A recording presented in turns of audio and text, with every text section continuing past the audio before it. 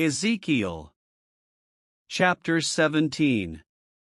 And the word of the Lord came unto me, saying, Son of man, put forth a riddle, and speak a parable unto the house of Israel.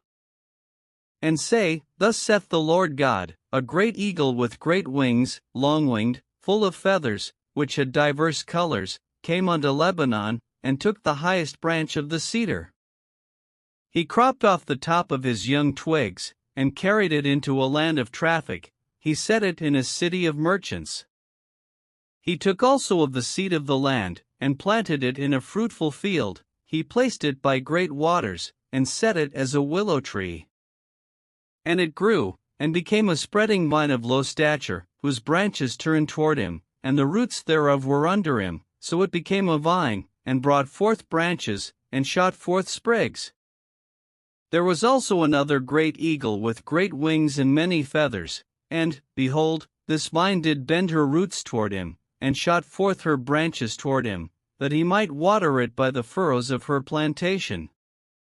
It was planted in a good soil by great waters, that it might bring forth branches, and that it might bear fruit, that it might be a goodly vine. Say thou, Thus saith the Lord God, Shall it prosper? Shall he not pull up the roots thereof, and cut off the fruit thereof, that it wither? It shall wither in all the leaves of her spring, even without great power or many people to pluck it up by the roots thereof. Yea, behold, being planted, shall it prosper? Shall it not utterly wither, when the east wind toucheth it? It shall wither in the furrows where it grew. Moreover the word of the Lord came unto me, saying, Say now to the rebellious house, Know ye not what these things mean?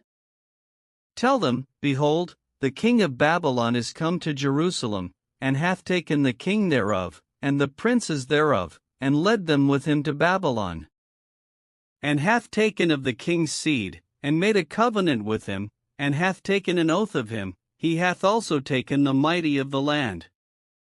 That the kingdom might be base, that it might not lift itself up, but that by keeping of his covenant it might stand.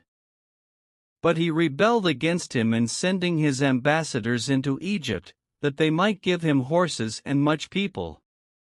Shall he prosper? Shall he escape that doeth such things? Or shall he break the covenant, and be delivered?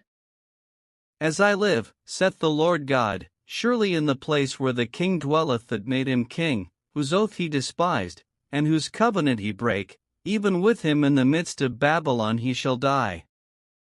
Neither shall Pharaoh with his mighty army and great company make for him in the war, by casting up mounts, and building forts, to cut off many persons.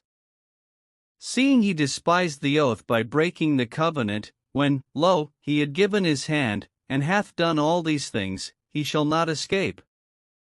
Therefore thus saith the Lord God, As I live, surely mine oath that he hath despised, and my covenant that he hath broken, even it will I recompense upon his own head.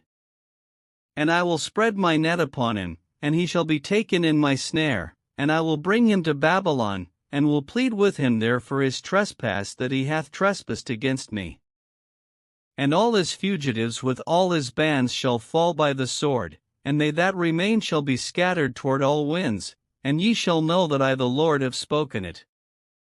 Thus saith the Lord God, I will also take of the highest branch of the high cedar, and will set it. I will crop off from the top of his young twigs a tender one, and will plant it upon an high mountain and eminent. In the mountain of the height of Israel will I plant it, and it shall bring forth boughs, and bear fruit, and be a goodly cedar, and under it shall dwell all fowl of every wing, in the shadow of the branches thereof shall they dwell. And all the trees of the field shall know that I the Lord have brought down the high tree, have exalted the low tree, have dried up the green tree, and have made the dry tree to flourish. I the Lord have spoken and have done it.